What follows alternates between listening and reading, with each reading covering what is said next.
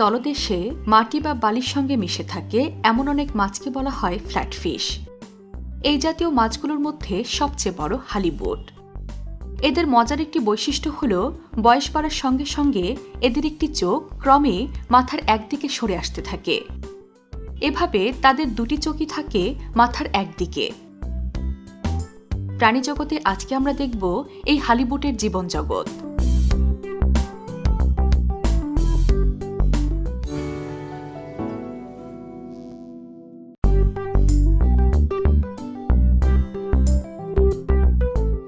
হালিবুট শব্দটি এসেছে হোলি বা পবিত্র এবং বুট বা ফ্ল্যাটফিশের মিশ্রণ থেকে। খ্রিস্টান ধর্মে কিছু পবিত্র বা বিশেষ দিনে মাংসের বিকল্প হিসেবে এই মাছ খাওয়া হয়। সেখান থেকে এসেছে হোলি বা পবিত্র শব্দটি। হালিবুট সামুদ্রিক মাছ। এদের তিনটি প্রজাতি দেখতে পাওয়া যায়: আটলান্টিক হালিবুট, প্যাসিফিক হালিবুট এবং গ্রিনল্যান্ড হালিবুট। এরা সাধারণত সমুদ্রের তলদেশে বসবাস করে। কখনো কখনো এরা তলদেশের বালি বা পাথরের সঙ্গে এমনভাবে মিশে থাকে যে তাদের অস্তিত্বই টের পাওয়া যায় না। আটলান্টিক হালিবুট পৃথিবীর সবচেয়ে বড় ফ্ল্যাটফিশ। এটি প্রায় 15 ফুট লম্বা এবং প্রায় 700 পাউন্ড ওজনের হতে পারে।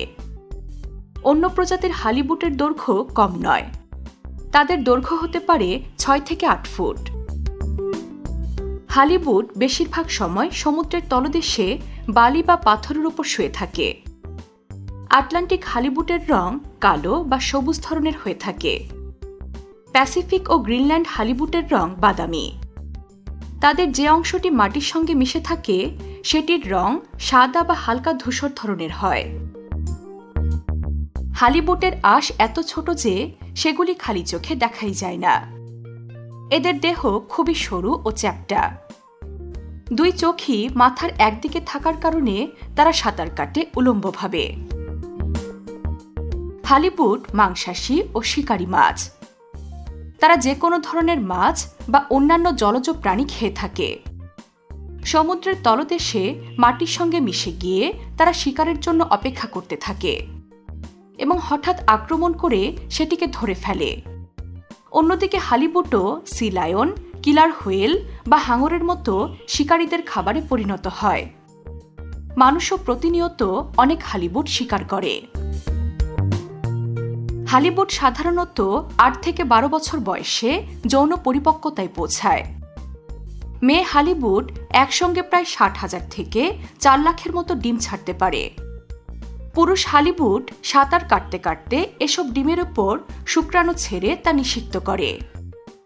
12 থেকে 20 দিনের মধ্যে ডিম ফোটার পর লার্ভা বেরিয়ে আসে। তারা শুরুতে তীরের কাছাকাছি থাকলেও 6 সপ্তাহ পর গভীর জলে চলে যায়।